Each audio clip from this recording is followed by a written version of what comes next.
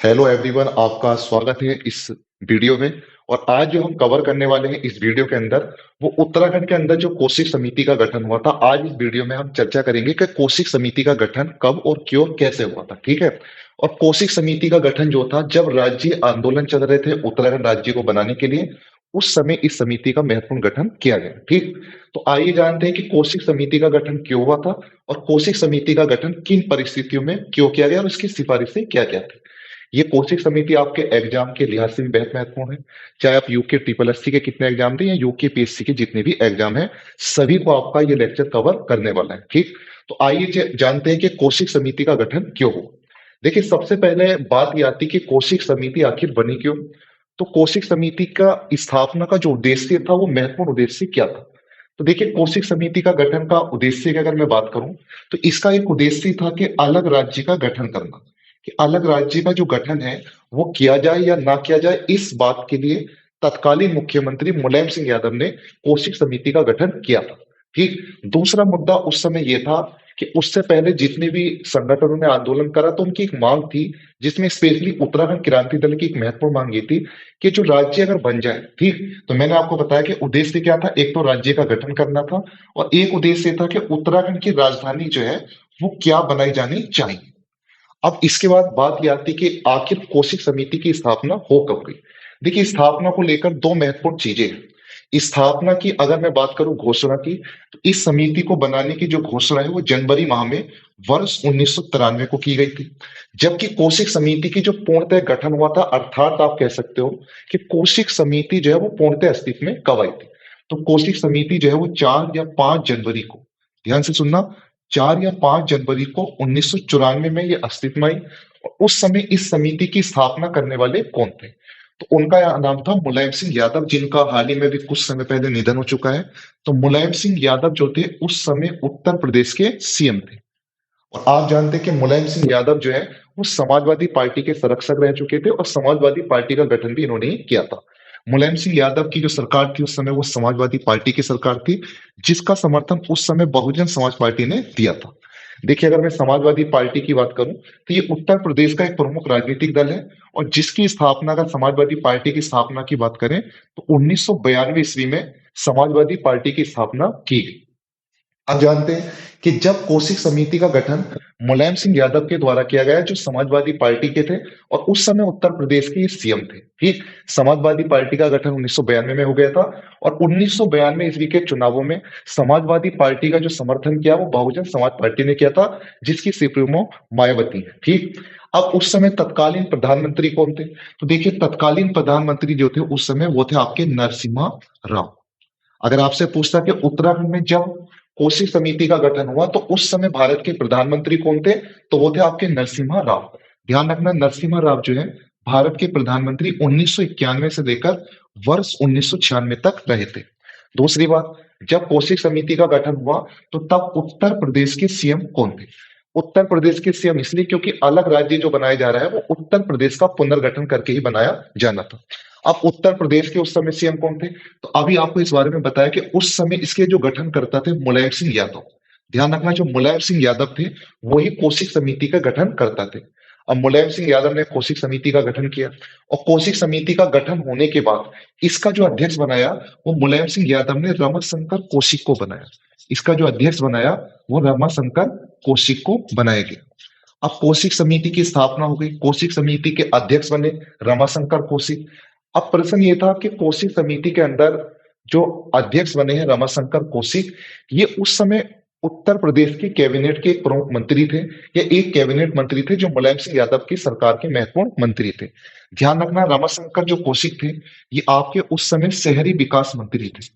रमाशंकर कौशिक उस समय उत्तर प्रदेश सरकार के अंदर शहरी विकास मंत्री थे, ठीक। अब इस समिति के अंदर अगर मैं बात करूं कि कुल कितने सदस्य बने थे, ठीक। कोशिक समिति के अंदर कुल सदस्यों की संख्या कितनी थी, तो कुल सदस्यों की संख्या लगभग 6 थी इसके अंदर। और अगर मैं 6 सदस्यों के नामों की चर्चा करूं, तो इसके अंदर पहला महत्वपूर्ण नाम जो देखने को मिलता है वो मुलायम सिंह यादव की सरकार के जो शहरी विकास मंत्री थे रमाशंकर कौशिक। ध्यान रखना, रमाशंकर कौशिक जो है इस समिति के प्रेसिडेंट भी थे। अगर मैं दूसरे महत्वपूर्ण सदस्य की बात करूं, तो दूसरे महत्वपूर्ण सदस्य जो थे इसके अंदर वो थे आपके भगवती सिंह। दूसरे महत्वपूर्ण सदस्य का नाम था भगवती सिंह। और जबकि तीसरे महत्वपूर्ण सदस्य जिन्हें आप उत्तराखंड में जानते होंगे, जो उत्तराखंड के पहले चुनाव आयुक्त बने थे, उनका नाम था डॉक्टर आर एस टोलिया। ध्यान रखना, उनका नाम था डॉक्टर आर एस टोलिया। और ये उत्तराखंड बनने के बाद मुख्य सचिव के रूप में भी वर्ष 2000 तक कार्य कर चुके हैं। इसके बाद अगर अगला महत्वपूर्ण व्यक्ति की बात करें, तो उस समय एक व्यक्ति का नाम देखने को मिलता है, वो उत्तर प्रदेश की सरकार के एक मंत्री थे और उनका नाम था राज बहादुर। जबकि पांचवें सदस्य के रूप में जो कौशिक समिति के अंदर थे, उस सदस्य का नाम था आपका, ध्यान से सुनना, बाबूराव, बाबू राम यादव इनका पूरा नाम था। ये भी उत्तर प्रदेश सरकार के एक मंत्री थे उस समय। और जबकि छठा जो नाम देखने को मिलता है, इस बात का ध्यान रखना कि पहले सदस्य रमाशंकर कौशिक थे, भगवती सिंह थे, डॉक्टर आर एस टोलिया थे, राज बहादुर थे और बाबूराव यादव थे। जबकि छठे सदस्य जो थे वो उत्तर प्रदेश सरकार के ये भी एक मंत्री थे और इनका नाम था राम यादव। तो उम्मीद है आपको 6 सदस्य क्लियर हुए होंगे कि कौशिक सदस्य के अंदर कुल सदस्यों की संख्या 6 थी। आपको एक महत्वपूर्ण जानकारी और दे दूं कि इस 6 सदस्यीय कमेटी के अलावा एक उत्तराखंड क्रांति दल, उस समय जो एक दल था और आज भी एक दल है, इसके एक सदस्य थे आपके नारायण सिंह जंतवाल। इसके एक सदस्य थे आपके नारायण सिंह जंतवाल। ये इस समिति में एक पदेन सदस्य के रूप में शामिल थे। और उत्तराखंड क्रांति दल ने अलग राज्य गठन करने के लिए इस मुद्दे पर तत्कालीन मुलायम सिंह यादव की या समाजवादी पार्टी की सरकार को अपना समर्थन भी विधानसभा में दिया था। इसके बाद हम बात करते हैं कि कुल सदस्य 6 हो गए। अब कौशिक समिति की अगर मैं बैठकों की बात करूं कि कौशिक समिति की कुल बैठकें कितनी हुई हैं, तो ध्यान रखना, कौशिक समिति की कुल 5 बैठकें आयोजित हुई। और वो किस सिलसिले में या किस मैटर को लेकर हुई है, तो आप जो टॉपिक पढ़ रहे हो कि इस कौशिक समिति का उद्देश्य राज्य गठन करना था और राजधानी का चयन करना था कि अगर राज्य बन जाए तो उस राज्य की राजधानी क्या होगी। इसकी पहली बैठक का आयोजन, कुल बैठकें 5 हुई थी। अगर मैं पहली बैठक की बात करूं, तो पहली बैठक जो थी उस समय उत्तर प्रदेश की राजधानी लखनऊ के अंदर ही आयोजित की गई। जबकि दूसरी बैठक जो थी आपकी वो अल्मोड़ा के अंदर आयोजित हुई। जबकि तीसरी बैठक का जो आयोजन हुआ रमाशंकर कौशिक के नेतृत्व में, तो वो आपका पौड़ी गढ़वाल के अंदर हुआ।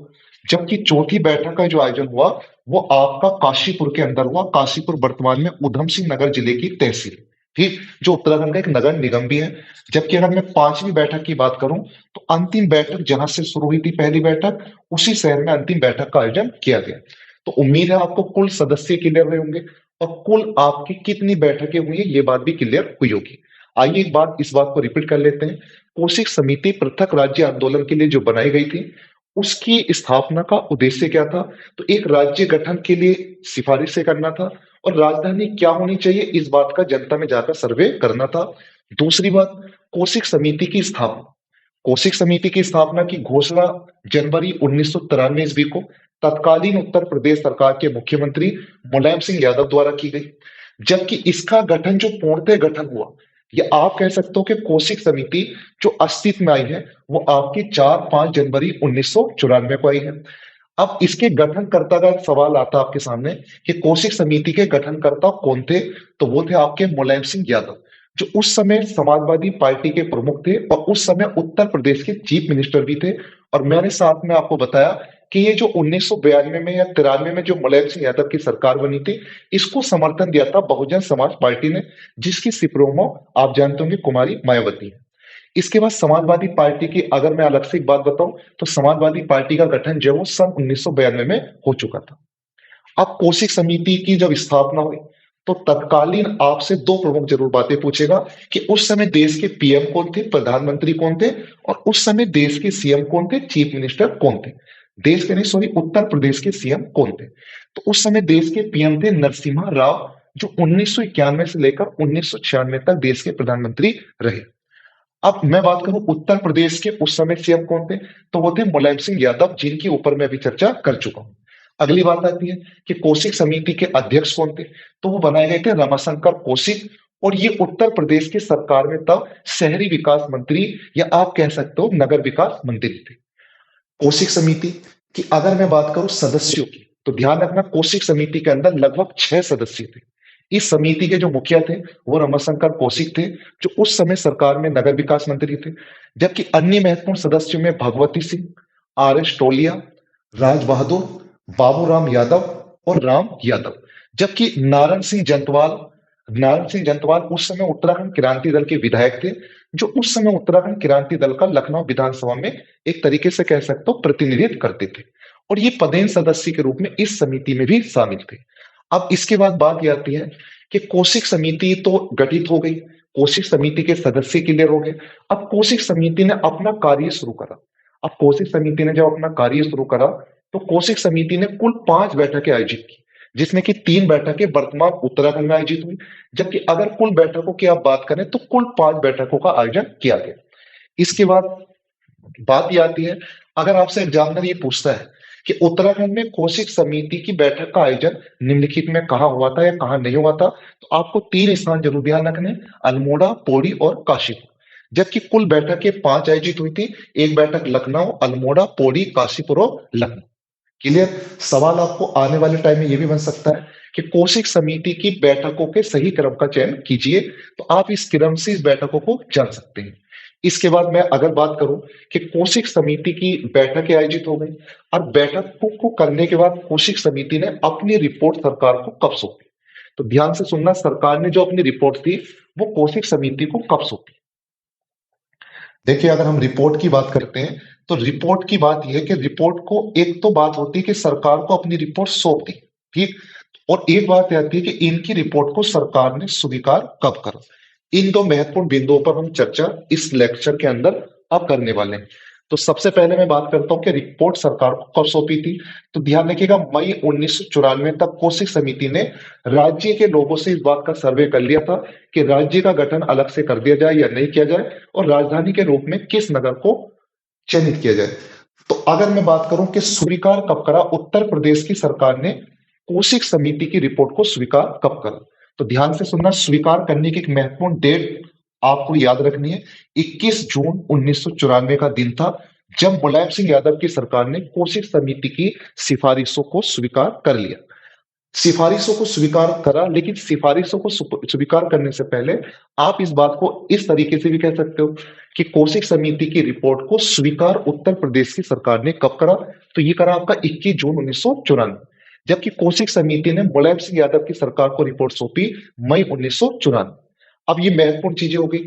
अब जिस मुद्दे के लिए, जिस कार्य के लिए कौशिक समिति बनी थी, तो उसकी अब हम चर्चा करते हैं कि आखिर इस समिति ने अपना सारा कार्य करने के बाद, इसके सदस्यों ने उत्तराखंड में सर्वे करने के बाद, लोगों से राय लेने के बाद अपना एक ड्राफ्ट तैयार करा, अपना एक कह सकते हो खाका तैयार किया, और सरकार से निम्न सिफारिशें कर डाली। इन्होंने सबसे पहले सरकार के सामने, मैं आपको एक बात क्लियर कर दूं कि कुल 13 बिंदुओं पर अपनी जांच सरकार को सौंपी थी, 13 सिफारिशें थी, जिनमें महत्वपूर्ण सिफारिशों की मैं बात कर देता हूं। तो इन्होंने कहा कि हाँ, पृथक राज्य का गठन हो जाना चाहिए। इन्होंने पहली सिफारिश की कि पृथक उत्तराखंड राज्य का गठन होना चाहिए, जबकि दूसरी सिफारिश इन्होंने की कि जो पृथक उत्तराखंड राज्य बने, उसकी राजधानी जो है वो ऐसी जगह को बनाना चाहिए जो पूरे पर्वतीय क्षेत्र को चारों ओर से बराबर कवर कर सके। ठीक, मतलब ऐसी जगह चिन्हित की जानी चाहिए जो पूरे स्टेट के अंदर, पूरे राज्य के अंदर सभी लोग समान दूरी से उस जगह पर पहुंच चुके।